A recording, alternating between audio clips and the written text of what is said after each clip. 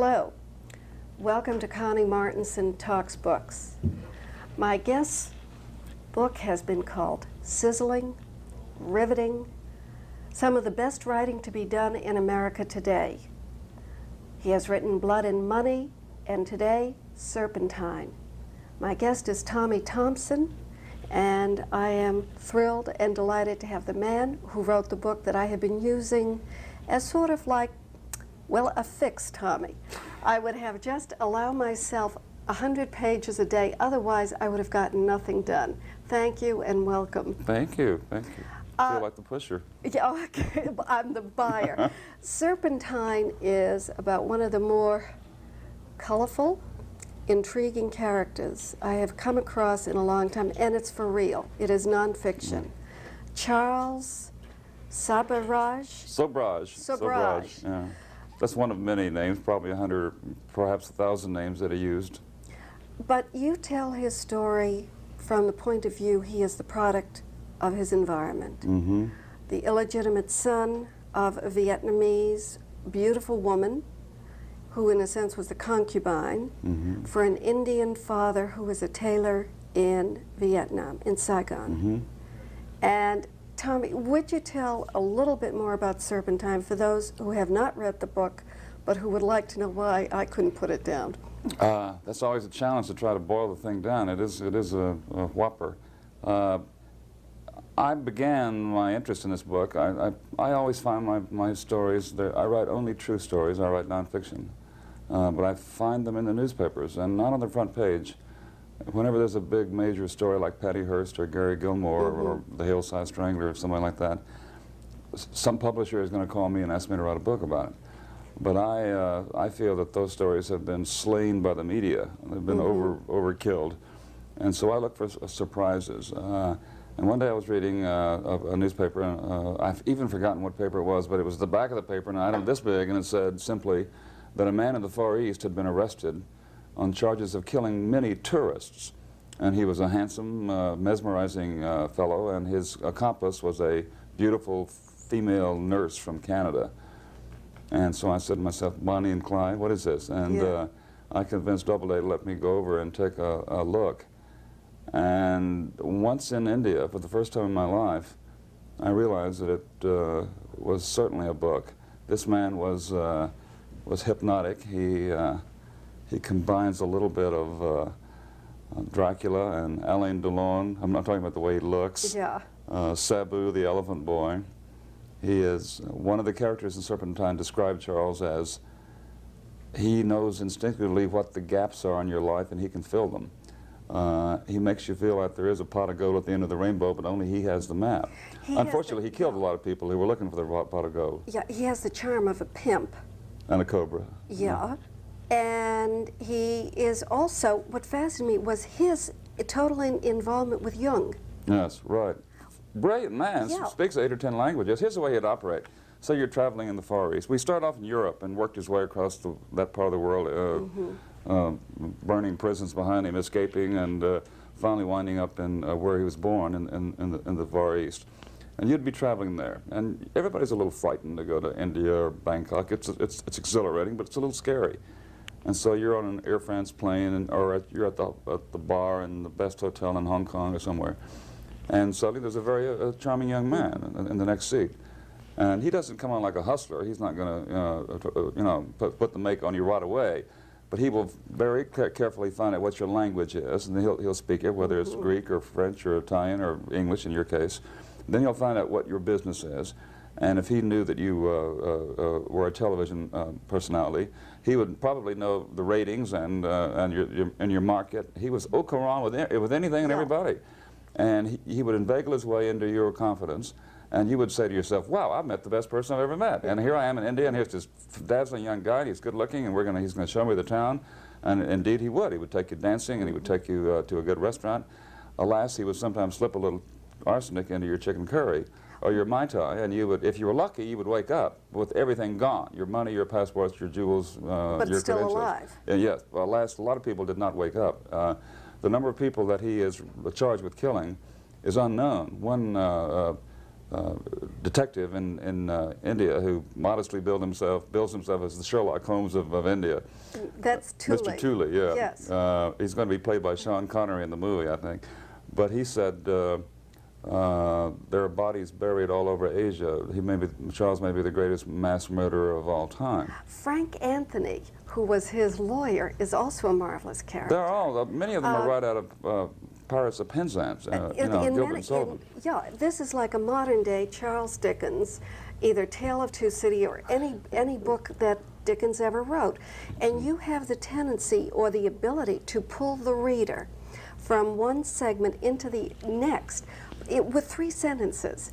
And as I said to you earlier, that discussion or the 3 sentences that you have about his mother, Sung, saying about her that she would not see him again for more than a decade, not until he had become one of the most famous men in a world whose boundaries stretched from Paris to Hong Kong. And on that distant day, she would crawl on her knees until they were bloody. New sentence. And then she would ask God to kill him. How long... I forgot I wrote that. It was pretty good. Not bad at all, right. How long does it take you to rewrite or write this type of writing, Tommy? Well, I usually take about 2.5 to 3 years. The research is the fun part. I love the research because to do Serpentine, I was all over the world. The story starts off in Vietnam and then it jumps everywhere. Even Long Beach, California, and upstate California. A couple of his victims were California girls who were murdered. I went to Canada, went all over the world, climbed the mountains, the Himalayas, and went into that proverbial opium den in Hong Kong for research purposes only. And that's fun, as long as I can chase fire engines and con policemen into telling me things. I enjoy that. Then comes that dreadful day when you have to sit down and put the blank piece of paper in the typewriter. Yeah. To write it, that's another full year. But if I've done my homework... Just a full year? Oh, sure. If I've done my homework... No, I mean, if I've got enough book, research... It looks like 2 or 3 years of writing and rewriting in order to get the sense of excellence in this book. Thank you. Well, it just simply comes from practice. I started off as a newspaper man, spent 5 or 6 years on a newspaper in Houston, and then another dozen years for Life magazine. And I literally wrote thousands of articles, you know, on a daily, hourly basis on the newspaper, and then again with the urgency of Life magazine, which was a weekly magazine then. And it's the old discipline, you know. When I hear the bell ring, it's time to go to work. Tommy, the bell is ringing for us to break for 1 minute. And when we return, I'd like to ask what your ambition was when you went with Life. Did you envision becoming a novelist or in a really nonfiction novelist, which is what I feel Serpentine is? We will be back in 1 minute.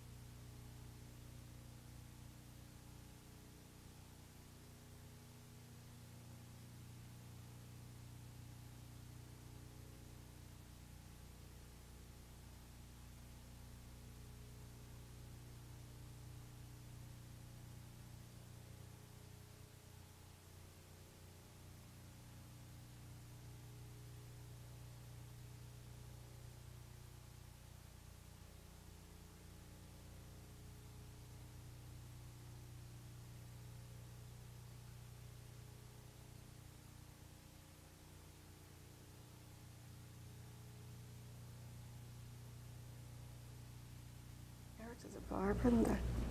Thank you.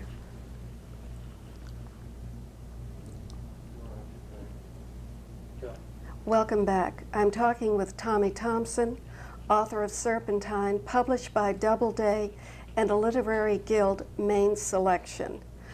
Tommy, before the break, I had said to you, what qualities did Life magazine give to you as a writer? What were your ambitions, or where did you see yourself going before it closed? Oh, well, they took the boy out of Texas, for one thing, and they made me, suddenly I became the entertainment editor of Life magazine. If you ever read a story in the 1960s in Life about Sinatra or Liz Taylor or Maria Callas or anybody, chances are good that I wrote it. Yeah. And I knew nothing about it at the time, but I learned fast. And then I was sent to Paris. I was a bureau chief in Paris for 3 years, and covering all of Europe. Very glamorous job. The series that you wrote on hearts, Yeah, Dr. Cooley and Dr. DeBakey. That was what got me into the book business. And it is a business, by the way. You know, I wish it were an art form, but it is the book business. We should talk to some other show about that. Okay. The downside of writing books. But Life magazine sent me to Houston, where I began my newspaper career toward the end of the 60s, to do a profile on Dr. DeBakey and Dr. Cooley, the famous heart surgeons who loathe one another. They used to be maestro and protege like Dr. Kildare, but they had a rather sorrowful and permanent break, and they each went their separate ways and established their own hospitals. I wrote a profile on them, and it occurred to me that there was much more than 4,000 words for a magazine piece. There was a whole book. Yeah. And so I got back to New York and sat down and wrote an outline for a book, and found an agent, and to my perpetual astonishment, the outline sold within a day, and I got a nice advance, but then I had to write a book. But I found out that writing a book was not all that different from writing a magazine piece. If you do enough research, if you are loaded and larded with research, then you can construct a book rather similarly to a magazine piece. Where then, I mean, you know, you're discounting the fact of Tommy Thompson, the artist writer, who can describe a character, Frank Anthony, that he had the authority that seas parted when he went by. Or the way you wrote... I stole that from the Bible. Okay, I mean, no. That's important to add, that is a quality that most writers don't have. Or your description of Barbara, and is it Helene, not Helene Marie? Marie Andre. No, Barbara and her roommate who try to commit suicide. Oh, yeah, Mary Ellen. Mary Ellen. Yeah, right. And I believe that they had killed themselves, and then suddenly, ho-ho, they're alive. Yeah, they came back. But the way you took me there, the reader, and then I go another few steps, and I said, he's playing games with me, but he hooked me. That's precisely the word. Last night I taught my class at USC in book writing. I was teaching kids about the hook. How do you describe it? Well, I use a hook two ways. Number one, I always start off a book with a hook. Yes. In Blood and Money, I start off with an old man named Ash Robinson, unable to sleep in bed, and it's raining outside and it's gray, and he wakes up several times during the night, tossing and turning. And then I tell you that something terrible has happened, that his daughter is in the hospital, but I don't tell you why. And then the doorbell rings and somebody's coming to bring him some terrible news. I stopped the story there. It's only a two-page prologue. You're hooked. There's no way you can not go on and read the next 400 pages. But then that's the major hook. Then there's some minor hooks. At the end of each chapter, I put in another little zinger. I've got to keep you going, because people want to turn off the light and go to bed at night. They don't want to keep reading, you know. There's too much competition there. Every coffee table is piled this high with magazines and books. And we've got 24-hour news on television and radio, and we are bombarded with information. If I'm going to compete, I've got to make you stay with my book, and so I'm going to use shameless techniques of keeping a little suspense. It's called classic storytelling from my point of view. Oh, that's nice. That's nice. And the hook you use also in Serpentine and in Richie that I have back here. His begins with the funeral. And you don't know who's being buried. That's right. You simply know there's been a conflict between a father and a son. And in Serpentine, you begin with the robbery in La Pasionera's wonderful, hotel room. daffy, long-in-the-tooth American dancer who was in New Delhi dancing flamenco and rather bad Indian dances. And Charles Sobrage turns up in one of his many disguises to woo her as a performer. To go to Morocco or someplace? He's going to take her all over the world. What he really wants to do is drill through her hotel room down into the jewelry store below and steal the ransom and jewels. And that plays back at the end in the trial. So that I see in your writing the hook that says, yes, now it's almost the rosebud theory from Citizen Kane. I believe that the book should have interior bookends. I start off with something, and then 300, 400, or 500 pages later, I'll wind up with that same anecdote. I close the door. When you are beginning to write on the written page, that blank page, do you write from an outline? How do you break down your book before you begin? Yeah, interesting question. I have a procedure which I call telling the tale. and I just rough it out. It's not, I wouldn't dignify it by calling it a first draft. I just almost throw it all up on the typewriter. And that will come in at, oh, probably 75 or 100 pages. And I take a long look at that. And usually I see the holes already, that I haven't done enough research on this part of the book or this character, and I have to go back out and do some research. Then I sit down and I tell myself, okay, now I'm going to try a first draft. And I write a full-blown first draft, all the way assuring myself that none of this is usable, this is all just, you know, a very rough first draft. And at the end of the first draft, it's good. Yeah. And I hardly ever have to go back. I go back to tighten, or to maybe polish a little bit, but the structure is there. What is your schedule for writing, Tommy? I mean, this is not a book that you say you wrote in 3 days. No. This is disciplined writing. Writing is a business, I said earlier. Okay. You know, writing is how, I'm not on any mountain of art. You know, I'm a working writer. I'm proud of my stuff, good stuff, and I hope it will endure, but I'm a person who makes money out of writing. And I get up every morning at early and swim, and then I dress and shave and comb my hair and put on clothes. It's very important that you play like you're a real person. You have to fool yourself. I mean, I'm just going to schlep up one flight of stairs to my office, but I have to play like I'm getting in the car and driving down to the May Company to sell shoes. It's also very important to have your typewriter in a place in your house where nothing else goes on. You can't have it in your bedroom or in a closet or where the television is. It's got to be an altar where you worship. I tell my students this, and they don't understand it. But and you just said to me that I talk about the writer as the artist, and you give me the typewriter as the altar. Oh. All right, all right.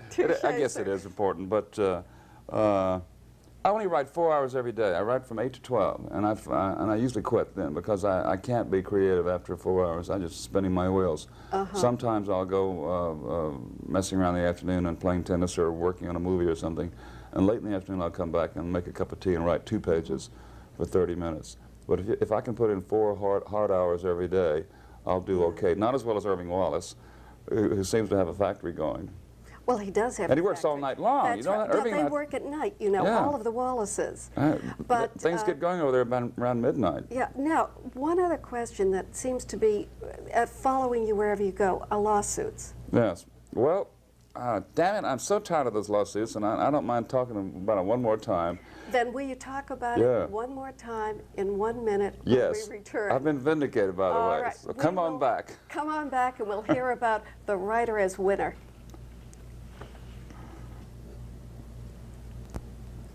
No, the Wallaces, they all work at...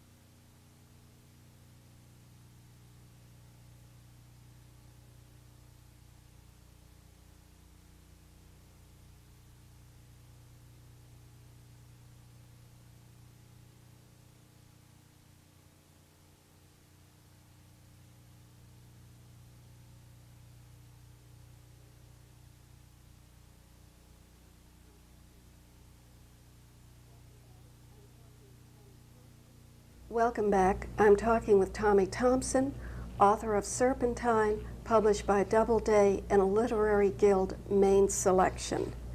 Tommy, talk a little bit about the lawsuits. All right. Well, the steam is no longer coming out of my ears as it did for about 3 years. I had been writing for more than 20 years, and I'd mentioned thousands of articles and several books. I'd never gotten sued. Nobody had ever accused me of misspelling a name. I'm a meticulous researcher and writer. But I finally wrote a hit book. I wrote Blood and Money. Yeah. The previous books had done okay, but Blood and Money was the so-called jackpot book that went through the roof. And I got 3 lawsuits. 3 people accused me of libeling them. I've now gone to trial on 2 of them, and I've won both of the lawsuits. I've just returned from Austin, Texas, where I sat in federal court for 2 weeks. A woman named Ann Kurth, who wrote a book on the events in Blood and Money, on the similar events, and called her Prescription Murder, and who even used my book title as a subtitle in hers. It's called The Whole Shocking Truth Behind Blood and Money, sued me for libel. And I had to sit down there for 2 weeks and hear myself being accused of journalistic malpractice, and I felt like a surgeon who'd left the sponge inside the patient. But the happy result was the jury came back in, and they not only refused to give Madame Kurth a penny, she was asking for $3.5 million, they ruled, this is important, they ruled that the book was true and factual. It's the second time a jury has been asked to consider the facts of this book, and the second time I've been vindicated.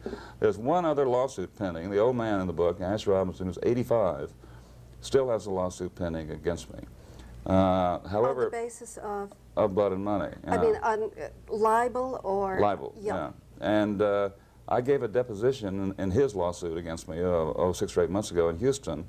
I gave a deposition for a whole day, and the very next day his lawyers quit him. They resigned from the case, which would indicate to me that there's not much merit in his case. But if he wants to go to court, I'm ready to go, because I've won 2 out of 3. I've got a hot bat. I'm ready to swing it.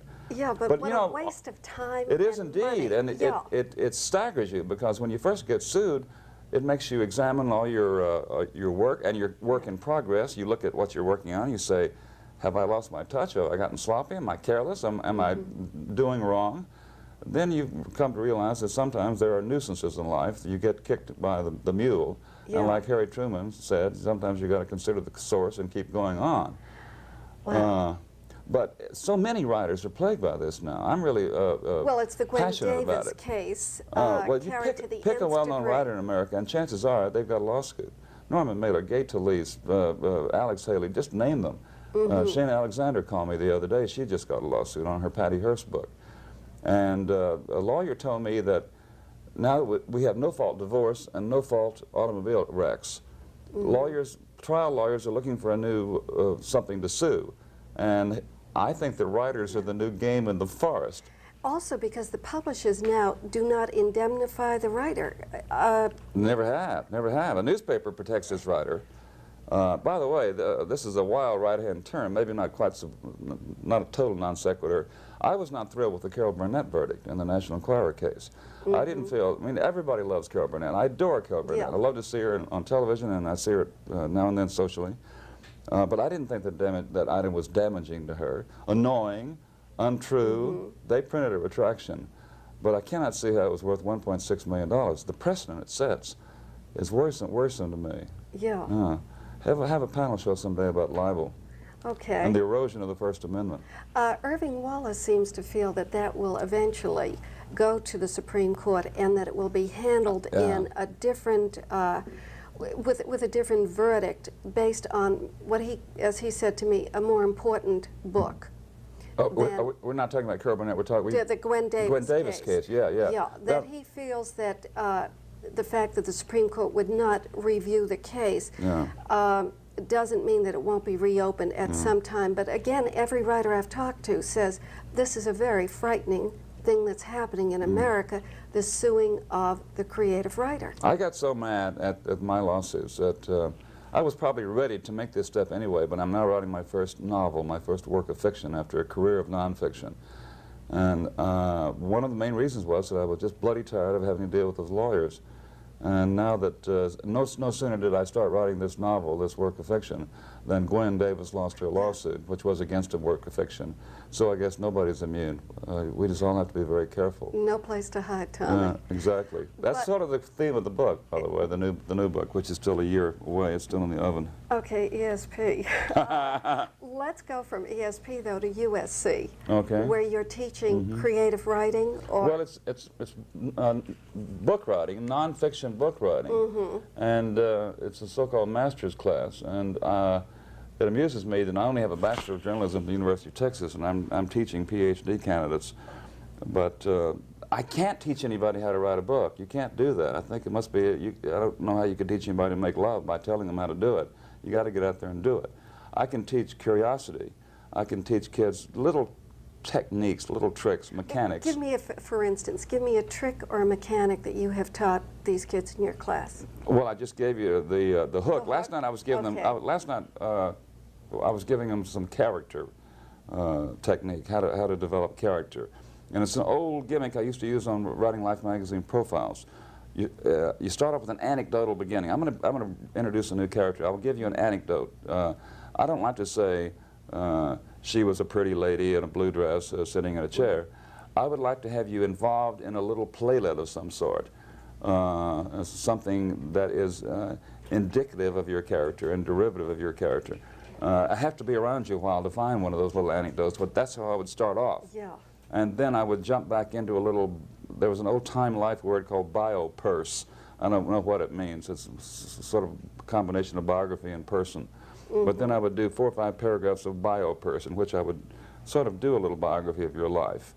And then I would run with you for a few more paragraphs. I would follow you around town and see what you do and how you operate this show and your relationships with your cameraman and the publicist and everybody else you come into contact with.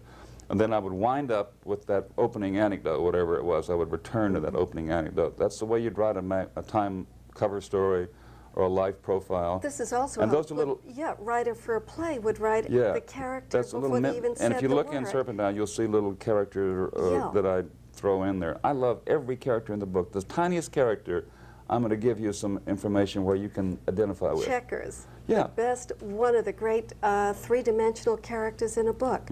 Tommy, before we, and I wish we could talk for hours. Thank you. Your questions are very good, Connie. They're unusually provocative. Go ahead. Thank you. I really take that as an honor. What have you been reading lately? I put down a wonderful, juicy novel called Aztec to come over here. I have to do an awful lot of book reviewing for the LA Times and the New York Times. And right now I'm reading a not very good book, alas, on the Hillside Strangler. I own the book I turned down, somebody else has done. And I haven't gotten too far into it, but I hope maybe it'll pick up. I get, what I'm reading for joy, you talking about bonbons or fixes that you apportion yourself. I have the collected works of Eudora Welty. Oh. And the woman is an American treasure. And if anybody is out there is looking for a book to read and buy, don't buy Serpentine, buy Eudora Welty. I have to say you're my fix today. Thank you. You so much for coming. What a pleasure to be here. And if you would like a copy of our introductory new magazine, Good Books, write to me, Connie Martinson, at the address at the end of the show. Read Serpentine. It's super. See you next week.